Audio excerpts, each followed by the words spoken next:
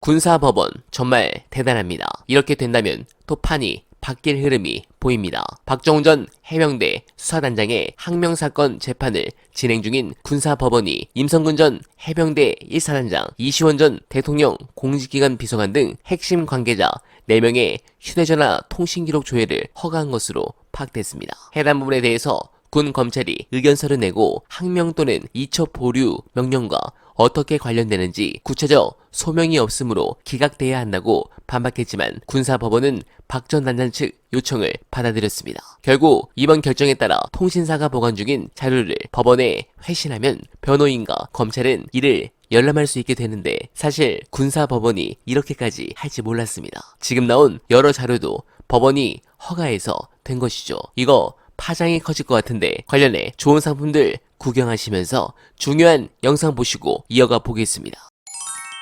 권오수 씨의 아들이 취임식장에 나타나잖아요. 권오수 도이치모터스 그렇죠. 회장의 아들이 대통령 취임식에 나타나죠. 그렇죠. 예. 그런데 대선 당시에 이 주가 조작 사건 때문에 얼마나 윤석열 대통령이 곤혹을 치렀습니까? 그랬죠. 그 곤욕을 치른 상황에서 그 사람을 초청을 한 거잖아요. 그러니까요. 권오수의 아들을 초청을 한 거잖아요. 그렇게 주가 조작 사건에 전주에 해당되는 사람을 그렇죠. 불러버렸어요. 대통령, 그러니까 그 가족을 그렇죠. 대통령 그러면 취임식에. 상식적으로는 어떻게든 단절하려고 했었을 거 아니에요. 그게 그리고 겉보기에라도 어떻게든 단절된 것처럼 보였어야 되잖아. 그렇죠. 단절 못했다면 겉보기로는 어떻게든 단절한 것처럼 보이려고 노력했어야 상식적인데 거꾸로 불렀죠. 그러면 세상이 얼마나 가짜났으면 그렇겠습니까? 그렇게 해석할 수 있겠네요. 예, 이번 사건 같은 경우도 그냥 아주 뭐 별거 아닌 것처럼 전화를 누군가가 했었을 수 있다. 그게 주가 조작 세력이라면 이종호 씨가 다른 진짜 정범한테 전화를 해서 아주 친한 사람이 또 전화를 했었을 가능성도 배제하지 못해요. 네, 이게 끝이 아니라 이종호 관련해서 연일 특종을 보도한 한겨레가 또 중요한 보도를 했습니다. 공익 제보자의 또 다른 통화에선 김용현 대통령 경호처장이 9명의 배우라는 언급도 나온 것으로 확인됐습니다.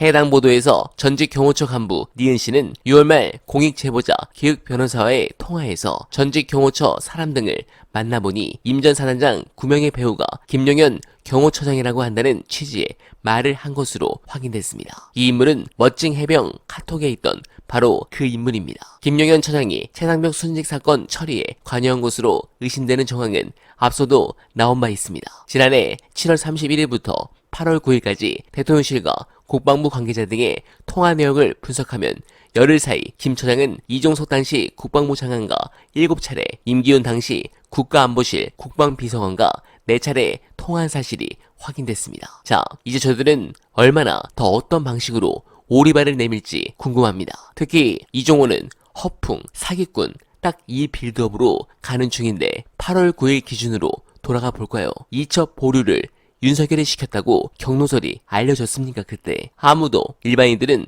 모를 때고 저도 몰랐습니다. 즉 윤석열 경로설에 대해 알고 있는 사람이라고는 두창이, 그 측근, 그 다음에 박정훈 대령조차도 그때는 발설하지 않았습니다. 그런데 이 사건을 틀어버린 게 VIP라는 걸 누가 합니까? 이종호는 어떻게 알았을까요? 아니, 언론들이 보도 안 한다고 우리가 모르겠습니까? 이미 진실을 보도하는 수많은 채널들이 있습니다. 어나바는 그 채널 중 하나로 여러분들께 인식될 수 있도록 노력하겠습니다. 그런 의미로 소중한 정기 후원 부탁드립니다. 990원 후원 진심으로 감사드리며 이번 영상은 여기서 인사드리겠습니다. 여러분 고맙습니다.